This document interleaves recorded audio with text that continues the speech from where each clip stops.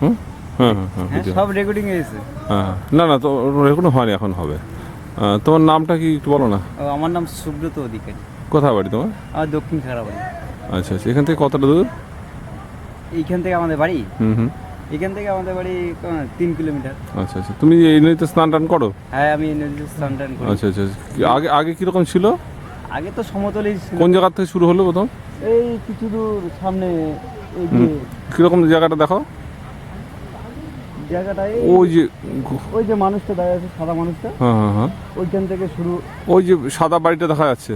না, বাড়ির সাদা বাড়িটা সামনের দিকে, এদিকে। আচ্ছা আচ্ছা আচ্ছা আচ্ছা, হ্যাঁ তারপরে? তারপরে ওইখান থেকে কিছুদিন আগে তো দেখছিলাম যে এইরকম অবস্থা, অল্প অল্প জল পড়ে। হ্যাঁ হ্যাঁ হ্যাঁ, তারপর থেকে তো দেখি যে এই বছর একদম পুরো এগিয়ে যাচ্ছে। আচ্ছা আচ্ছা আমলটা। আচ্ছা, হ্যাঁ।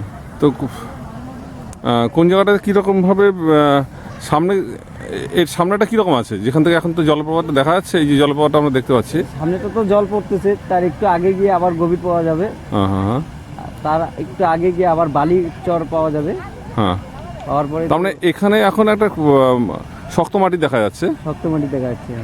তার একটু পরেই আর আবার গভীর আছে, একটু পরে আবার গভীর আছে। অর্থাৎ শক্ত মাটিটা যদি ভেঙে যায়, হ্যাঁ, তাহলে পরে একবারে অনেক দূর এই নদী খাত চলে যাবে। অনেক দূর, হ্যাঁ। আচ্ছা আচ্ছা, 1 কিলোমিটার মতো হ্যাঁ, হ্যাঁ। আগে যেতে পারে। এই নদী খাতটা যদি এরকমভাবে চলতে থাকে তাহলে পরে কি কি ক্ষতি হতে পারে বলে তোমার মনে হয়? আমার মনে হয় যে পাশে চা বাগান আছে, চা বাগানের ক্ষতি হতে পারে। এবার পাশে আশপাশে বাড়িঘর আছে, হ্যাঁ বা মানুষের যে গ্রামের লোকজন এদিকে যাতায়াত করতে, হুম, সেটা মানে একদম যাতায়াত করতে অসুবিধা হবে। হ্যাঁ হ্যাঁ হ্যাঁ, সামনে একটা বাজার আছে, আচ্ছা আচ্ছা, সেটাই অসুবিধা হবে। সামনে হুম। শ্মশান আছে, হ্যাঁ। এদিকের লোক ওদিকের লোক যাতায়াত করে।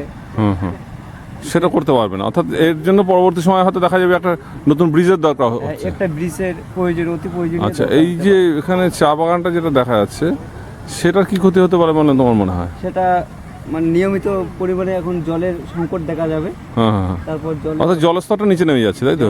গভীরে নেমে যাচ্ছে। হ্যাঁ হ্যাঁ হ্যাঁ। আমরা দেখতে পাচ্ছি যে এখানে নদী তার প্রাকৃতিক নিয়মেই কতগুলো পট হোলস সৃষ্টি করেছে। এই যে পট হোলসগুলো, এগুলো সবগুলোই হচ্ছে নদীর পট হোলস। এই পট হোলসের মধ্যে দিয়ে প্রথম দিকে নদীটার উচ্চ খাত থেকে নিম্ন খাতের দিকে নেমে আসে, নেমে আসছে। হ্যাঁ। তারপরে নিচে যখন নরম মাটি পেয়ে যায় তখন ক্ষয়কার্য আরও বেশি পরিমাণে হয়। বেশি পরিমাণে হচ্ছে। এই আর এটা নদীর উচ্চ প্রবাহ, অর্থাৎ কিনা বলা যেতে পারে যে এই নদীটার উৎপত্তি খুব বেশি দূর হবে না, সম্ভবত এখান থেকে 10 থেকে 15 কিলোমিটার দূরে এদের উৎপত্তি। অর্থাৎ এক কথা বলা যেতে পারে এটা নদীর উচ্চ প্রবাহই চলছে, যার ফলে নদী ক্ষয় এখানে ম্যাক্সিমাম। দেখা যাক এই ক্ষয়ের ফলে আগামী দিনে কি হয়।